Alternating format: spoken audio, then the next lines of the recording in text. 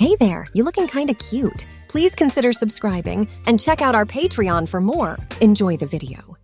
It was very hot.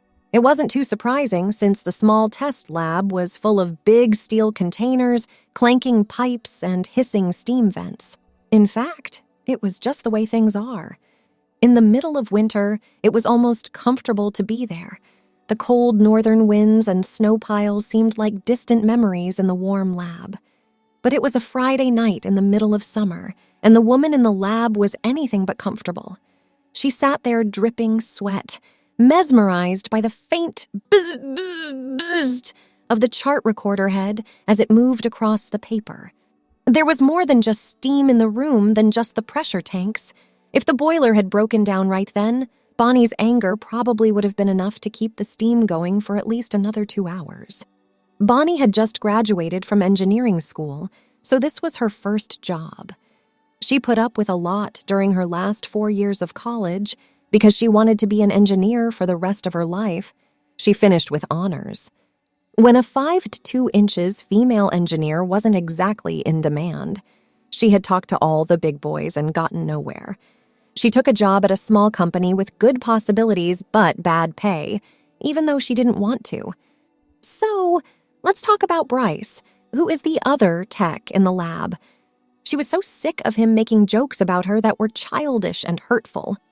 After a long, dull time, the tank started to hiss, and she knew the test was almost over. At last, I'm free. She pushed the button, and the chamber opened with a cloud of steam. This made her glasses foggy, so she waved her papers around furiously to try to clear them. She blinked, and a young man in a white shirt and shorts was standing in front of her. His legs were as hairy as a goat's. He had a lot of muscle, and even though the room was hot, he seemed to be fine. Bonnie noticed a small pair of horns on his forehead. This was very weird. It wasn't the most friendly way to say hello, but this was meant to be private property. This guy didn't belong here. Oh, a woman who doesn't waste time. In a sultry voice, the stranger said, "I like that, my love. My dear, I might take you up on your kind offer if I didn't have plans tonight, but I'm afraid I don't." Bonnie was silent for a moment after he said that. She had built up a lot of anger and was about to let it out when the young man went on. "Please, sweet Bonnie, you've been calling me all night, and no matter how important other things were, I couldn't ignore your call. You... Who the hell do you think you are, Buster? No one but me is allowed in this lab, and if you don't leave in 29 seconds, I'll call the police. Can I tell you about myself? This used to be such a civilized scene, and it's a shame that your age has stopped using business cards. But this will have to do." He rolled up the sleeve of his white shirt to show a striking tattoo. The word Lucifer was written in flames that looked very real. "The devil?" she cried out. "Get out your cell phone and check the number because you're calling the wrong area code. No matter what, my dear, I treat everyone the same and don't favor anyone. If you want to toast a bagel on one of my fires, that's fine with me. I heard you begging, so I came to give you a fair deal. I can make it so that no one will insult you because you are a woman or because of any part of your body. It's in my power to make sure you become a top-flight expert and beat men at what they do best. You will have a lot of patents with your name on them, and your byline will be in all the big journals.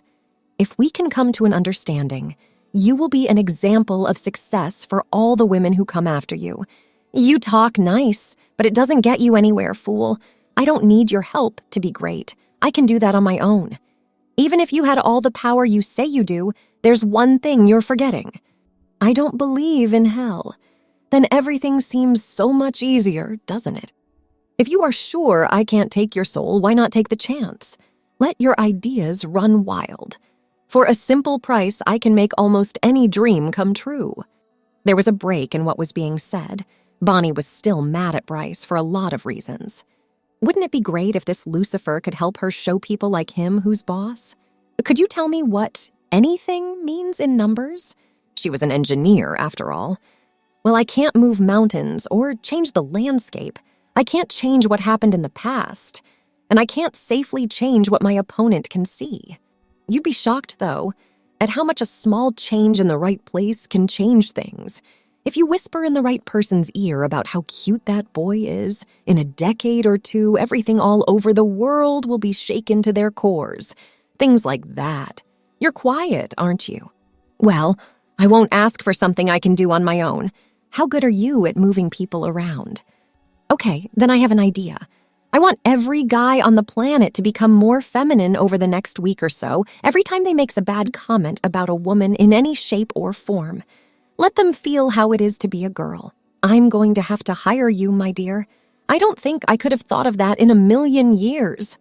Well, I learned to think outside the box in school. Bonnie, even I know not to touch that one.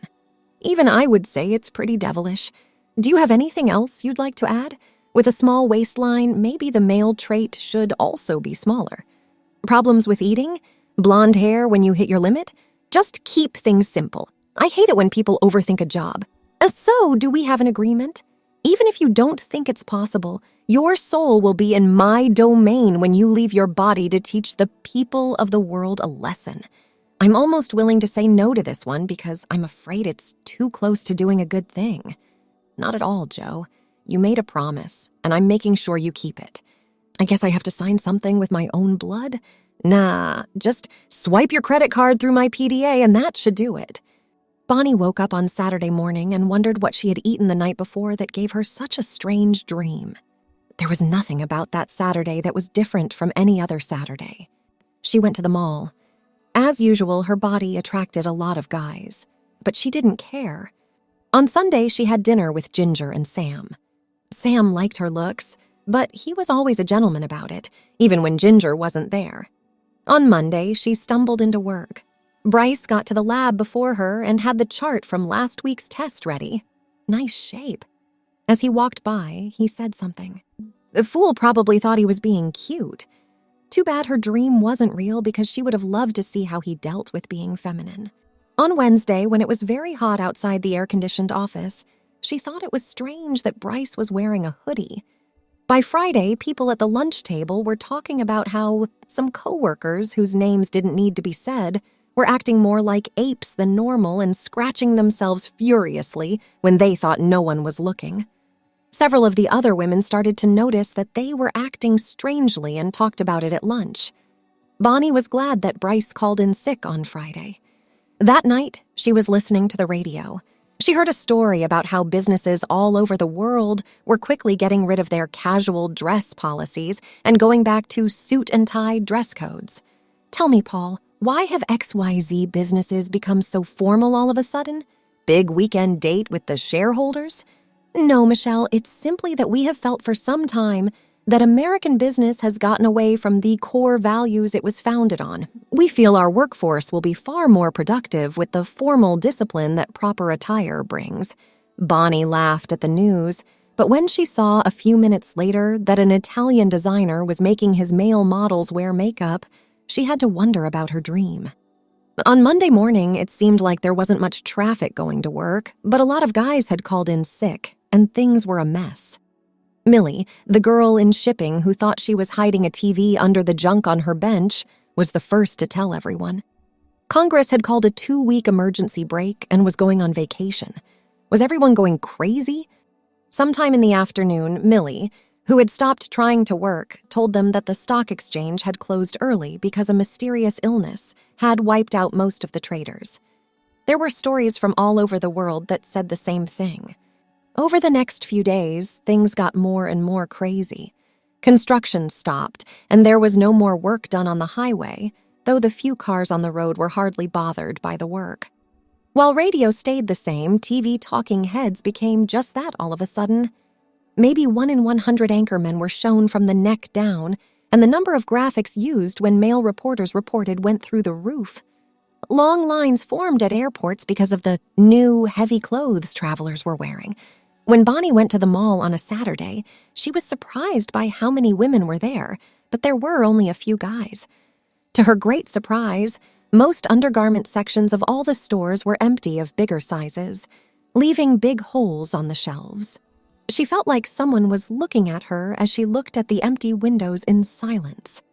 "How are you today, Bonnie?" A young man in a white suit and a red tie that was tied perfectly smiled at her. His fedora was perched on his head in a fun way. I haven't been so interested in watching other people in a long time. Why, in just a week, you've managed to shut down most of the Western world's governments and companies. Men are praying to my enemy by the thousands, if not by the millions, and they have no idea that they are praying to the wrong sphere. How wonderful! Then you're not a dream.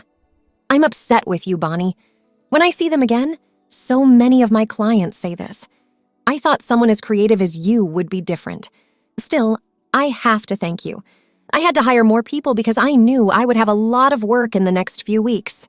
Maybe you'd like to come with me to Penny's, where there will soon be a presidential news show that you will find very interesting. The news? The young man made a clear sign by putting out his elbow. Why don't we just watch? The two people stood in a crowd in front of a wall of TVs that were all set to the same station. The speaker said, "Senator Michaels," and to his left is Senator Jeff. The president has just come in. The President of the United States, ladies and gentlemen. My fellow Americans, I'm here with the head of Homeland Security and the person in charge of public health. In the past week, bad people have let loose a strange virus that has spread across our country and the whole world, causing great harm to many good men. Scientists have been looking hard for the cause of estrogen in male bodies. The FBI was one of the first places the evildoers went after, and because of that, almost every man in the organization won't leave his house. This makes it hard to catch the criminals. Our armed forces are ready to protect the country, but there aren't enough uniform blouses that are bigger to meet the growing demand. This is a serious problem. I've also heard that all of the drill sergeants in the country have deserted. The people who did these stupid things will pay for them. I will ask Congress for a couple of $1 billion as soon as we find them and bring them back to Washington. This money will go to my friends at the pharma companies to find a fix, which will be available as soon as they get a patent on it. I told the country to go to blue or orange or whatever stupid color alert means the bad guys are going to go after my campaign donors before the next election. I want all patriotic guys in this great nation of ours to show the spirit that made us a great nation and get back to work right away. Your country needs you because profits are going down sharply, and that can't go on. In the meantime, go about your normal work. Your government will keep you safe and protect you. When the show was over, they walked out into the mall and found a place to sit. Well, Bonnie, the young man said, how does it feel to be the most successful bad guy in the history of the world? I don't think this is true.